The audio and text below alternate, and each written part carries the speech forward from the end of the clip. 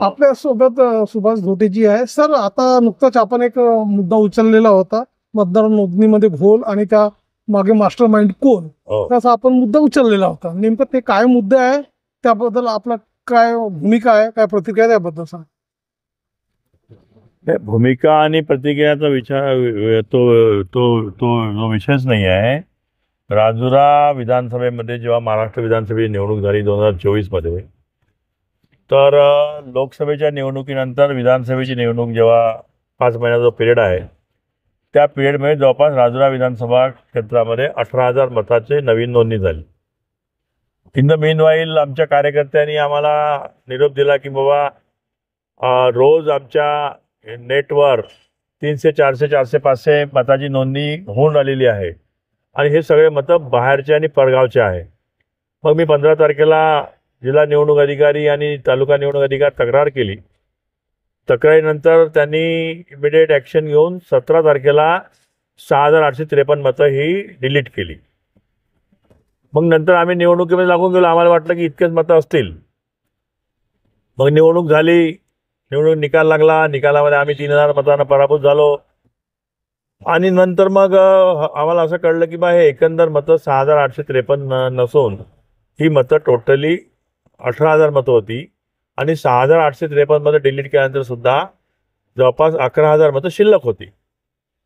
मग आम्ही 6,853 मताची चौकशी केली, हे कुठले मतदान आहे, का आहे. तर त्या 6,800 पैकी जवळपास 6,500 मतं हे 95% मतं परराज्यातली होती, बोगस मतं होती. काही छत्तीसगड, काही तेलंगणा, काही मध्य प्रदेश अशी असल्यामुळे मग आम्ही सांगितलं की आम्ही पुन्हा पत्र दिलं.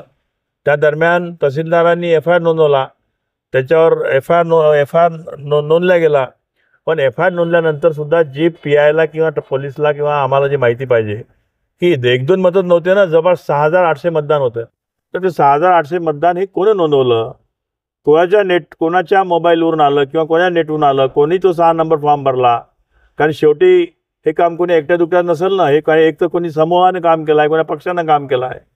तर त्याची काही अजूनही माहिती निवडणूक आयोग देत नाही. मध्यंतरी हा विषय निघाल्यावर निवडणूक आयोगाने खुलासा केला की बा आम्ही स्वतःहून 6,853 मतं काढले. अरे तुम्ही स्वतःहून 6,853 मतं काढले, आता आम्ही तर स्वागत करतो.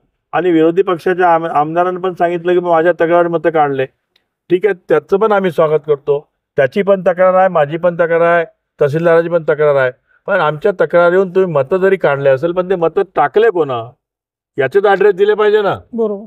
पण त्याच्यावर जो FIR नोंदवला तो कळेल ना आम्हाला की FIR कोणाला नोंदवला. म्हणून याचं म्हणणं असं की जे आमचे नेते राहुलजी गांधी म्हणत आहे की निवडणूक आयोगच चोर आहे, निवडणूक आयोगच हे चोरी करून आलेला आहे, त्याला याच्यामुळे पुष्टी मिळते.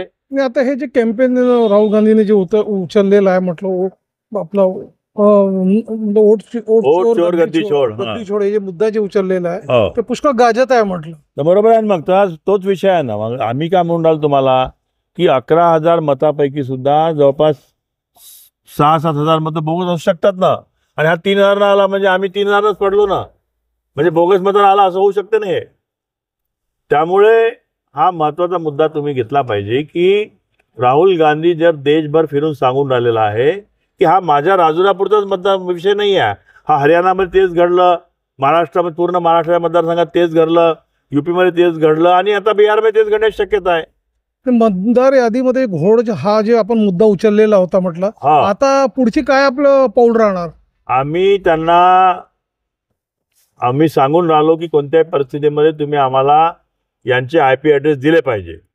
आमची वारंवार मागणी आहे, आणखी आम्ही मागणी करू. नाही तर मग आम्ही आमच्या श्रेष्ठीकडे याच्याबद्दलची तक्रार करून श्रेष्ठी आमची जे निर्णय घेतील, आमचे सपकाळ साहेब असतील, आमचे अतुल लोंढे असतील किंवा आमचे दिल्लीचे काही लोक असतील, त्या दृष्टीने मग आम्ही निर्णय घेऊ. ठीक.